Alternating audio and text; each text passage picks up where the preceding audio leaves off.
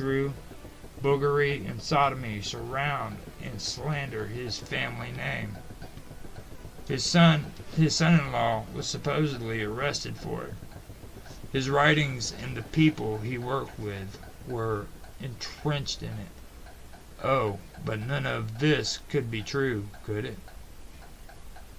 Oh, but who could leave out the mystery of mystery? Saint Germain himself. It is hard to tell if he was a forger, a thief, a lover, or just plain crazy man. His story went down as legend, mystery, and folklore all at the same time. It is really hard for anyone to say if this man really even existed. He played footsies with royalty and nobles during wild orgies, proclaiming that he was 300 years old, the son of an exiled nobleman from Romania, Francis Rákóczi, the second one, that is. He was a musician and a scientist who wrote better than most and could make diamonds out of thin air. He was hiding from the House of Habsburg because of his family name, and visited royalty with ease. Taught the art of music by his uncle, Guillaume Gaston, and raised by a homely duchess, Violante Beatrice. He was either conceived by her and Rákóczi, or she took him as her own. It isn't quite clear. I've heard two stories. One of his mother being a homely noblewoman with a homosexual husband. Rákóczi, of course, had sex with her out of sympathy, too. He was mentioned by Voltaire, Casanova, and Charles of Hesse-Kassel. Hesse-Kassel? And Charles of Hesse-Kassel was known to have befriended him, with claims of alchemy being used, creating jewels, fabrics, dyes, and cosmetics, of course. Whether Saint Germain existed or not, it doesn't really matter. The story that was told was profound. During those days, secrets were kept and folklore brought them out. Rákóczi, his family, and his family before him suffered at the hands of their enemies. He fled for his life and ended up in Constantinople in exile for turning against the Holy Roman Empire. All of his life, his father's life, and his grandfather before him, their family was always held hostage. When wars were ended, hostages were taken in order to keep peace among the people. Orders of chivalry, like the Order of the Golden Fleece, would choose families among their own noblemen in order to take them as hostages. They were taken into custody, but not put into prison. Instead, they stayed in castles that belonged to members of the order. At the time when Rákóczi was still in Romania, there were many struggles between Romanians, the Holy Roman Empire, and the Ottoman Empire. In order to fight against the Spanish, Leopold I had to make peace with the Ottoman Empire. By doing this, Romania had to pay tribute to the Ottoman Empire too. Politics during those times were confusing. Not only did the Ottomans have power over Romania, the Holy Roman Empire did too.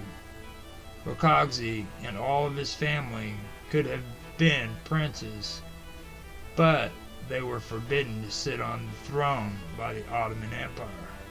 The Holy Roman Empire would repeatedly take the Rákóczi family as hostages.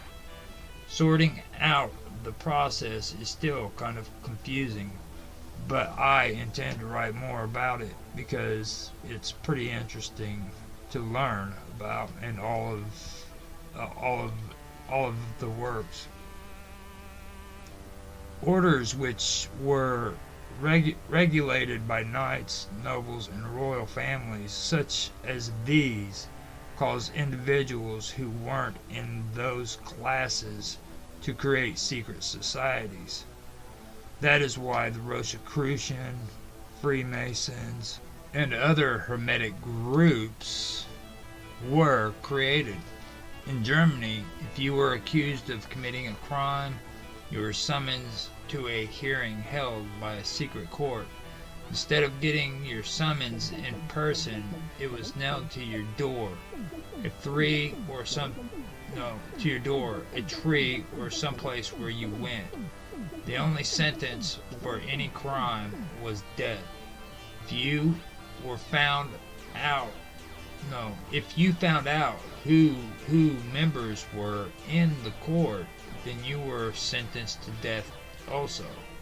In order to be cleared of charges, you had to take oaths in court.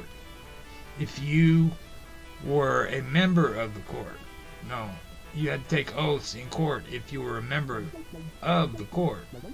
If you weren't, and you had a family member who was, then that family member had to take the oaths. If nobody in your family was a member, then a percentage of the members had to agree to take oaths on your behalf. That is when most criminals would decide to run, usually somewhere that wasn't ruled by the Holy Roman Empire. So next time you hear about an old folklore or a story that has been passed down from one generation to the next, remember, there might be something to that story that is important. People from long ago didn't have the freedom to express themselves like we do today. The story of Hansel and Gretel tells us a story that most aren't aware of. That is because most people have never read or have even heard about the original version. Hansel and Gretel were both abandoned in the forest by their mother and father. This story was inspired by an epidemic that occurred in Germany a century before the story was written. Parents were so poor that they would end up dumping their children in the woods because they could no longer feed them.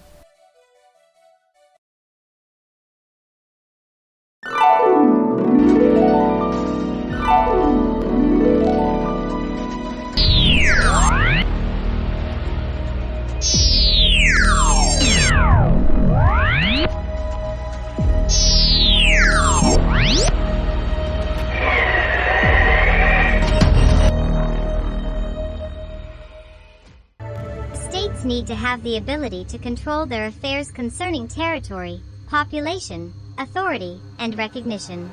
As a country, the people should be able to decide security along our borders, and formal recognition of our sovereignty by other states and countries should be established, and that sovereignty should be domestic, not churches, political organizations, or any other external agent. We the people of the United States need legitimacy and recognition as the sole sovereignty union. The government should acquire the consent of its governed, respecting the separation of church and state, religious tolerance of all people, and freedom of speech. The inalienable and indivisible sovereignty of the whole decides what is good. Enforcement of the law should not be a restriction of the individual's freedom, but a limitation to how that freedom is expressed. We must not allow the factions of this nation, which are divided, the ability to rear up the fabric of the former kind to protect and covet the actions they pursue. Free will cannot be transmitted, and is general, inalienable and indivisible, infallible, and always right. Determined and limits power by the common interest. The general will is always right and good, but its judgment isn't always enlightening, requiring legislation and law. The people, though, are the ones to decide what laws to make and impose upon themselves. The growth of the state requires the growth of sovereignty as well. In giving more power, authority, and force to the government to contain the people, the same force must be given to the sovereignty to contain the government. Remembering that sovereignty is of the collective being, and one man's order is not law. Sovereignty is the people's unbiased means to ascertain the general will, and there is no law without sovereignty.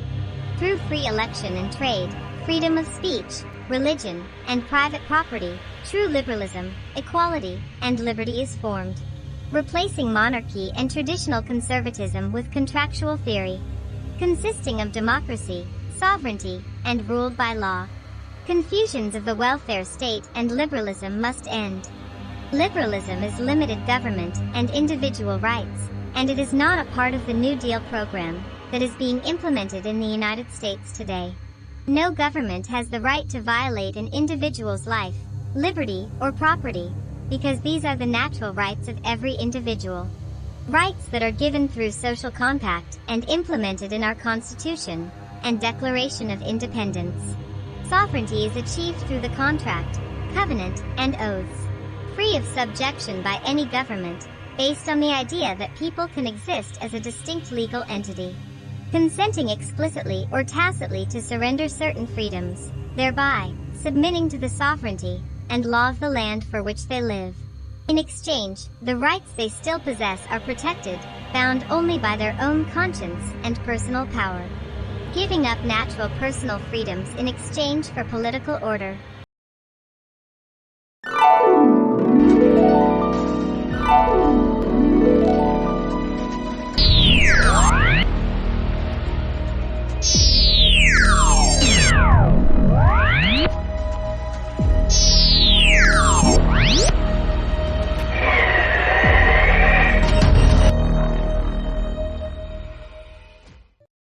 Clinical holistic medicine has its roots in the medicine and tradition of Hippocrates. Modern epidemiological research in quality of life, the emerging science of complementary and alternative medicine, the tradition of psychodynamic therapy, and the tradition of bodywork are merging into a new scientific way of treating patients. Millennia ago, around 300 BCE, at the island of Kos in Old Greece, the students of the famous physician Hippocrates worked to help their patients to step into character, get direction in life, and use their human talents for the benefit of their surrounding world. For all that we know, this approach was extremely efficient medicine that helped the patients to recover health, quality of life, and ability, and Hippocrates gained great fame. For more than 2,000 years this was what medicine was about in most of Europe. On other continents similar medical systems were developed. The medicine wheel of the Native Americans, the African Sangoma culture, the Samic shamans of Northern Europe, the healers of the Australian Aboriginals, the Ayurvedic doctors of India, the acupuncturists of China, and the herbal doctors of Tibet all seems to be fundamentally character medicine. All the theories and the medical understanding from these pre-modern cultures are now being integrated in what is called integrative or transcultural medicine.